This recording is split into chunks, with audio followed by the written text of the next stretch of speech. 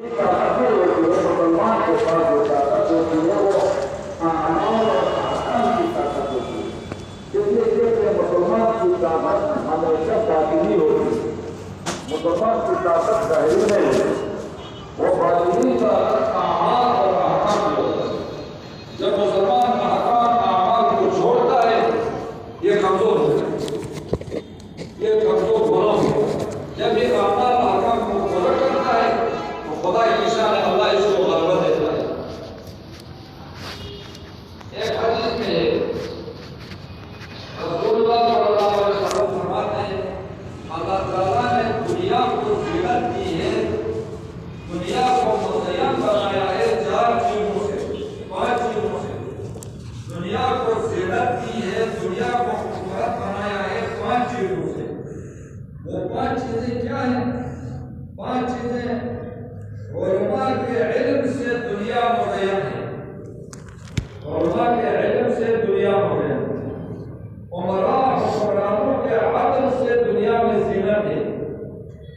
اور صالح لوگوں کی عبادت سے دنیا میں زینت ہے۔ صالح لوگ اللہ کی عبادت کرتے ہیں، اور جس نے مشورہ طلب کیا اس کی خیرخواہی کرتے ہیں، اس سے دنیا میں زینت ہے۔ وعدہ الامانت، 5ویں چیز جو دنیا میں زینت ہے، زینت کی 5 چیزیں: علماء کا علم، حکمرانوں کا عدل، صلحاء کی عبادت، اور مستشار جس سے مشورہ طلب کیا جاتا ہے ان کی خیرخواہی، اور امانت، ادا الامانت۔ تو ابلیس کوشش کرتا ہے ان 5 چیزوں میں خلل ڈالنے کی کوشش کرتا ہے۔ ان 5 چیزوں میں علماء کو وسوسہ ڈالتا ہے، علماء کسی لالچ کی وجہ سے اور کسی غلط کی وجہ سے وہ دین چھپاتا ہے، وہ علم چھپاتا ہے۔ یہ ابلیس کا ہے، ابلیس کا وسوسہ ہے کہ وہ علماء کو وسوسہ ڈالتا ہے کہ وہ مسائل چھپاتے ہیں۔ یہ مسئلہ بیان کیا تو یہ ناراض ہوگا، یہ مسئلہ بیان کیا تو یہ فلاں ناراض ہوں گے، فلاں مسئلہ سے فلاں ناراض ہوں گے۔ وہ علم چھپاتے ہیں، مغرور ہوتے ہیں، علم چھپایا مغرور ہوتا ہے۔ اور حکمران عدل کرے تو دنیا میں زینت ہوگی۔ شیطان وسوسہ ڈالتا ہے، وہ ظلم کرتے ہیں، لوگوں کے حقوق ادا نہیں کرتے۔ جیسا آج کل دیکھتے ہیں، آج کل ہمارے پاکستان میں تو وہ حکمران آتے نہیں، ایسا سمجھو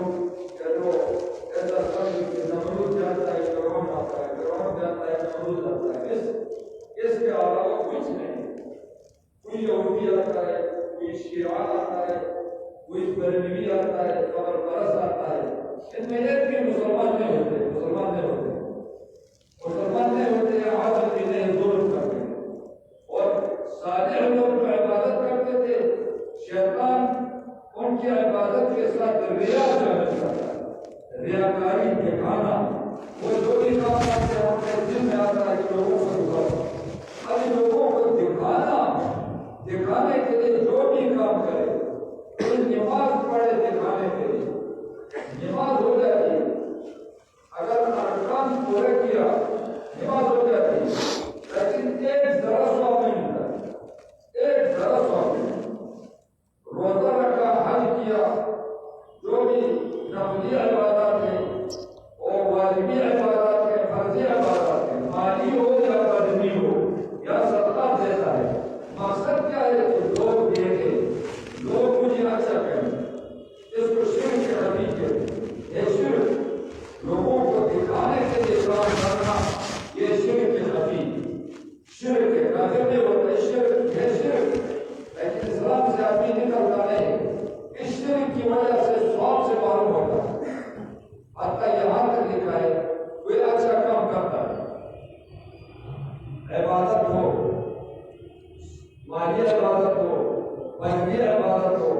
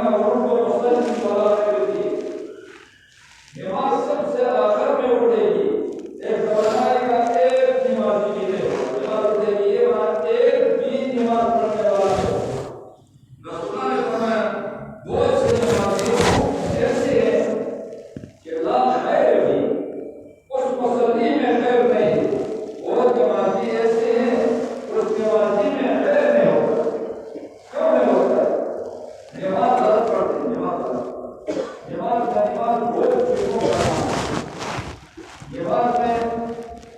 بہت فرائض ہیں، قبل رخ ہونا بھی فرض ہے، کپڑے ہمارے مذہب میں کپڑوں کی پاکی بھی فرض ہے، بعض مذاہب میں پاکی فرض نہیں، کپڑے ناپاک بھی ہو تو نماز ہوتی ہے۔ ہمارے مذہب میں کپڑوں کا پاک ہونا، جسم کا پاک صاف ہونا، وضو ہونا اور جنابت سے بھی وضو ہونے سے حدث سے بھی پاک ہو، اور پھر یہ نیت بھی کرے دل میں نماز کی نیت کرے، دل میں نیت کر کے اللہ اکبر، ابھی اللہ اکبر کے بعد اللہ اکبر بھی فرض ہے، اور ثنا پڑھنا سنت ہے، بسم اللہ پڑھنا سنت ہے، بسم اللہ پڑھنا سنت ہے، آگے سورہ فاتحہ پڑھنا واجب ہے، سورت ملانا بھی واجب ہے، یہ تو قیام میں یہ کیا، پھر رکوع میں جانا، رکوع میں 3 تسبیحات کے مقدار، مطلب تسبیحات کا بھی وہ نہیں، سارے جو اعضاء ہیں جو بس اپنی جگہوں میں جا کر ٹھہر گئے تو اتنا رکوع کرے، پھر جتنا رکوع میں ہے جتنا اوپر قوما میں بھی، پھر آرام سے سجدہ میں جتنا وقت اتنا جلسہ میں جتنا وقت اتنا دوسرا سجدہ۔ ابھی دوسرا سجدہ سے اٹھتے ہیں تو لوگوں کی غلطیاں دیکھو، رسول مرفوع حدیث ہے، رسول اللہ صلی اللہ علیہ وسلم نے جب سجدہ سے یا قاعدہ سے اٹھتا ہے اس وقت ہاتھ ایک یا دونوں ہاتھ زمین پر ایک لگا کر اٹھنے سے منع کیا، نہا رسول اللہ نے منع کیا ہے، سجدہ دوسرا سجدہ سے اٹھا تو ہاتھ زمین پر نہ لگاؤ، آپ کے ران پر ہاتھ ہے، گھٹنوں پر ہاتھ رکھا ہے، اس پر زور دے کر اٹھو، زمین پر ہاتھ نہیں لگانا، کہا منہی عنہ کا حرام ہوتا، ادنا درجہ مکروہ تعلیمی ہوتا، مکروہ تعلیمی سے رکن نہیں ہوتا۔ اب اس سارے لوگوں کی عادت ہے، ایک آدمی معذور ہے، ہاتھ لگانے کے بغیر، نیچے ہاتھ لگانے کے بغیر نہیں اٹھ سکتا ہے، بوڑھا ہے، معذور ہے، درد ہے، وہ تو ہاتھ لگائے، اس کے لیے جائز ہے، لیکن ہاتھ نہیں لگا، جو بوڑھا نہیں ہے، جوان ہے، ان کی بھی عادت بن گئی، ایک ہاتھ بھی دونوں ہاتھ زمین پر لگا کر زور دے گا، رانوں پر ہاتھ ہے، یہاں سے اوپر کیوں نہیں جاتے؟ ایک اٹھا یا رکوع میں جاتے وقت دونوں ہاتھ سے آگے سے دامن پکڑا یا پیچھے سے دامن پکڑا، کوئی لوگ ادھر میں آپ دیکھتے ہیں نماز میں ایک رکعت میں 3 دفعہ، ایک رکعت میں 3 دفعہ ایسے کام کرتے ہیں، اس سے نماز فاسد ہوتی ہے، ہماری کثیر کی۔ دیکھو اپنے کو گریدا، اپنے کو ایک رکن میں، ایک قیام میں یا ایک رکوع میں یا ایک سجدہ میں 3 دفعہ اپنے کو گریدا ایک ہاتھ سے، 3 دفعہ ایک ہاتھ سے کیا، ہماری کثیر ہوتا ہے۔ ہاں ہاتھ ایک دفعہ اٹھایا، انگلی سے گریدا 3 4 5 10 دفعہ، لیکن ہاتھ ایک دفعہ اٹھایا ہے تو یہ ہماری کثیر نہیں، لیکن بار بار ہاتھ اٹھاتا ہے، پھر ہاتھ رکھتا ہے، پھر اٹھاتا ہے، پھر رکھتا ہے۔ رکن المسلم اللہ خیر فی، رسول اللہ نے اس نے فرمایا بہت سے نمازی ایسے ہوتے ہیں ان کی نماز میں خیر نہیں۔ رشید احمد صاحب میں آسان کتاب، اس کی کتاب ہے، اس میں لکھا ہے دونوں ہاتھ سے دامن پکڑا، وہ نماز واجب الادا ہے، وہ نماز دوبارہ پڑھے، اور ہر رکن میں 3 4 دفعہ ہاتھ اٹھا کر یا کپڑا پکڑتے ہیں اور یا داڑھی ٹھیک کرتے ہیں یا کو گریدتے ہیں، تو وہ نماز کی ضرورت، اور خشوع کو چھوڑ دیں، خشوع بھرے نہیں، خشوع ظاہر باطن سکون کو خشوع کہتے ہیں، ظاہری بھی سکون ہو، ہلے نہ، کپڑوں کے ساتھ، داڑھی کے ساتھ، سر کے بالوں کے ساتھ کھیلے نہ، اور دل میں بھی سکون ہو، یکسوئی ہو، اس کو خشوع کہتے ہیں۔ یہ خشوع امام غزالی رحمۃ اللہ علیہ فرماتے ہیں کہ خشوع فرض ہے، اگر اول سے آخر تک پوری نماز خشوع سے خالی ہو،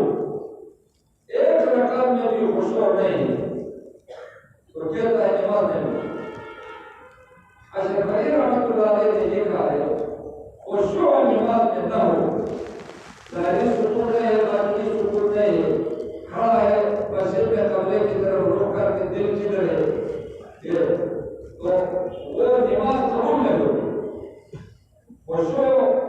نماز قبول ہونے کے لیے خشوع چاہیے، خشوع کے بغیر نماز قبول نہیں ہوگی۔ اور امام غزالی رحمۃ اللہ علیہ فرماتے ہیں خشوع سے پوری نماز خشوع سے خالی اور نماز ہوتی ہے۔ اور تعدیل الارکان بھی واجب ہے، رکوع بھی اطمینان سے، سجدہ اطمینان سے، قیدہ اطمینان سے، قیام اطمینان سے، قوما اطمینان سے، جلسہ اطمینان سے، یہ بھی واجب ہے۔ یہ سارے پورا کر کے اطمینان کے ساتھ نماز پڑھتا ہے خشوع کے ساتھ۔ یہ نماز کا اچھا جسم ہوتا ہے، خوبصورت ایک جسم بنتا ہے، ہمیں نظر نہیں آتا ہے وہ جسم خوبصورت جسم بنتا ہے، اور یہ نماز اس کے لیے دعا دیتی ہے۔ جس طرح تو نے میری حفاظت کی، اللہ تعالیٰ آپ کی حفاظت کرے، آپ کے مال گھر کی بھی حفاظت کرے۔ اگر نماز میں ارکان برابر نہیں ہیں، یہ میں نے کہا سب ہاتھ لگا کر رک گئے، سب آگے پیچھے سے دامن پکڑتے ہیں، ہوٹ پکڑتے ہیں، وسکٹ پکڑتے ہیں، داڑھی سے کھیلتے ہیں، جسم کے ساتھ کھیلتے ہیں، ایک تماشا ہوتا ہے، اور رکوع سے اوپر نہیں جاتے ہیں، سجدے سے بھی تھوڑا سر اٹھاتے ہیں، پھر نیچے جاتے ہیں۔ اللہ ایسے نماز ہو، اللہ کسی کی عبادت کا محتاج ہے، لیکن ایسی نماز اگر خود محتاج ہے تو نماز صحیح پڑھے۔ رب المسلم لا خیر فیہ، بہت نمازی ہوتے ہیں ان میں خیر نہیں ہے، وہ نماز میں خشوع میں ہوتا ہے، ارکان برابر نہیں کرتے ہیں، صحیح نماز نہیں پڑھتے ہیں، صحیح نماز نہیں پڑھتے ہیں۔ ابھی جب نماز صحیح نہیں ہوتی ہے، ایک عمل بھی صحیح نہیں ہوتا۔ نماز میں اللہ تعالیٰ نے یہ اثر ڈالی ہے، اگر نماز صحیح ہو، اللہ نماز کی وجہ سے توفیق دیتا ہے، سارے اعمال روٹی کرتا ہے، پھر وہ روزہ بھی صحیح کرے گا، حج بھی صحیح کرے گا، تلاوت بھی، ذکر و اذکار بھی، سارے کام صحیح کرے گا۔ اگر نماز صحیح نہیں ہے تو اور اعمال صحیح ہونے کی توفیق اللہ نے دیتا ہے، اور اعمال بھی صحیح ہونے کی توفیق دے دیتا ہے۔ رکوع مثلا رسول اللہ نے فرمایا آخر میں نماز اٹھے گی، لیکن نماز ایسی نماز پڑھتے ہیں، یعنی جان میں ہے، نمازوں میں جان نہیں، جان بالکل قرآن میں ہے، ان الصلاۃ تنہی عن الفحشاء والمنکر، ان الصلاۃ تنہی عن الفحشاء والمنکر، نماز روکتی ہے بے حیا کاموں سے، ناجائز کاموں سے، لازمی گناہ ہو، متعدی گناہ ہو، صغائر ہو، کبائر ہو، نماز روکتی ہے۔ قرآن میں ان الصلاۃ تنہی، سات بڑے سات صحابہ کا قول ہے کہ جس آدمی کی نماز اس کو برائی سے نہیں روکتی ہے، نمازی بھی ہے جھوٹا بھی، نمازی بھی ہے حرام خور بھی ہے، نماز پڑھتا ہے لیکن ساتھ حرام بھی کرتا ہے، نمازی ہے اور چغلی بھی کرتا ہے، نمازی جھوٹ بھی بولتا ہے، حرام بھی کرتا ہے، چغلی بھی کرتا ہے نمازی۔ تو کہتے ہیں کس طرح نماز ہے؟ قرآن میں تو ان الصلاۃ تنہی عن الفحشاء والمنکر، نماز کو روکتی ہے برائیوں سے، کبائر سے، اور ہم نماز پڑھتے ہیں، ہماری نماز ہمیں نہیں روکتی ہے، تو یہ نماز سات بڑے صحابہ کا قول ہے، یہ نماز نہیں ہوتی۔ جس کی نماز اس کو برائیوں سے نہیں روکتی ہے تو کہتے ہیں یہ نماز نہیں۔ اور بعض علماء نے کہا پہلے زمانے میں لوگ کیا کرتے تھے، اس امت کے اول لوگ، اس امت سے پہلے لوگ، کوئی بھی مشکل پیش آیا 2 رکعت نماز پڑھتے،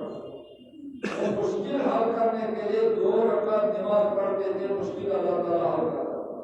ابراہیم علیہ السلام کی بیوی نے 2 رکعت نماز وضو بنا کر 2 رکعت نماز پڑھی، جو جابر کافر تھا پوری نیت سے اس کو بلایا تھا، اللہ تعالیٰ نے اس کو شہر کیا، 2 رکعت نماز سے بھوکا ہوا تو 2 رکعت نماز پڑھ کر سیر ہوتے تھے۔ اور ابھی ہماری نماز میں نہیں ہوتا،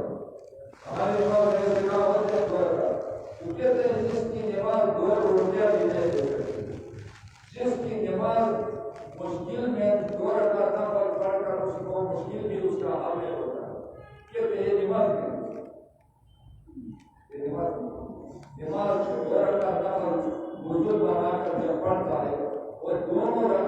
حدیث میں آتا ہے کہ خوشبو کے ساتھ دل میں اور خیالات نہیں کیا، نفس کے ساتھ باتیں نہیں کی، لا یحدث نفسہ بتا ہے، دل میں اور خیالات نہیں، 2 رکعت نماز تحیۃ الوضو پڑھ لی اور پھر ما تقدم من ذنبہ، اس لیے سارے گناہ معاف۔ سبحان اکثر شاید کہتے ہیں چھوٹے گناہ معاف، چھوٹا گناہ معاف ہونا بھی بڑا ہو، یہ چھوٹے چھوٹے عمر المؤمنین عائشہ رضی اللہ تعالیٰ عنہ فرماتی ہیں بڑے بڑے پہاڑ، چھوٹے چھوٹی چنکریاں اور مٹی سے بڑے پہاڑ بنتے ہیں۔ چھوٹے گناہ کو چھوٹا سمجھا وہ تو تباہ ہوتا ہے، چھوٹے گناہ جمع ہو کر وہ بڑا کچرا ہوتا ہے۔ رسول اللہ صلی اللہ علیہ وسلم نے فرمایا تم مجھے ضمانت دے دو 6 چیزوں کی، تم مجھے 6 چیزوں کی ضمانت دے دو، میں تمہیں جنت کی ضمانت دیتا ہوں، میں جنت کی ضمانت۔ ان 6 چیزوں میں رسول اللہ صلی اللہ علیہ وسلم نے فرمایا الصلاۃ والزکوٰۃ، نماز صحیح پڑھنے کی مجھے ضمانت دے دو،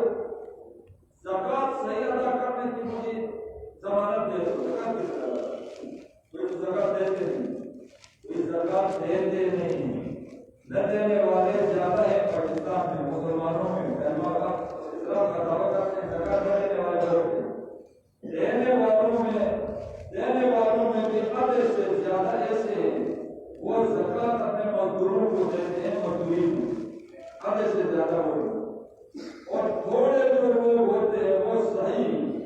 مصرف میں دیتے ہیں یا آسان میں ڈالتے ہیں، اور میں بھی کوئی ایسے ہوتے زکوٰۃ دے کر پیچھے سے آسان بھی ڈالتے ہیں، میں نے آپ کو زکوٰۃ دے دی۔ تو رسول اللہ نے فرمایا نماز کی ضمانت دے دو، زکوٰۃ صحیح ادا کرنے کی ضمانت دے دو، امانت ادا کرنے کی ضمانت دے دو، اور اپنے شرمگاہ کی حفاظت کی ضمانت دے دو، پیٹ میں حرام نہیں ڈالیں گے اس کی مجھے ضمانت دے دیں کہ پیٹ میں حرام نہ ڈالیں، شبہی چیز نہ ڈالیں، اور واللسان زبان آتا ہے اور زبان کنٹرول کرو، پیٹ میں حرام نہ ڈالو، اور شرمگاہ کی ضمانت دے دو، حفاظت کرو، امانت میں خیانت نہ کرو، زکوٰۃ صحیح ادا کرو، نماز صحیح پڑھو۔ یہ 6 کاموں کی تم مجھے ضمانت دے دیں، میں تمہیں جنت کی ضمانت دیتا ہوں۔ ایک وہ آیا، ایک صحابی ہے عالیہ سے من اہل العالیہ، دیہاتی، میں نے کہوں کوئی ایک دیہاتی آ کر، دیہاتی لوگ وہ آزاد تھے، آیا آ کر رسول اللہ صلی اللہ علیہ وسلم سے پوچھا یا رسول اللہ دین اسلام میں سب سے مشکل کام کیا ہے، سب سے آسان کیا ہے؟ یہ 2 سوال، دین اسلام میں سب سے آسان کیا ہے، سب سے مشکل کیا ہے؟ رسول اللہ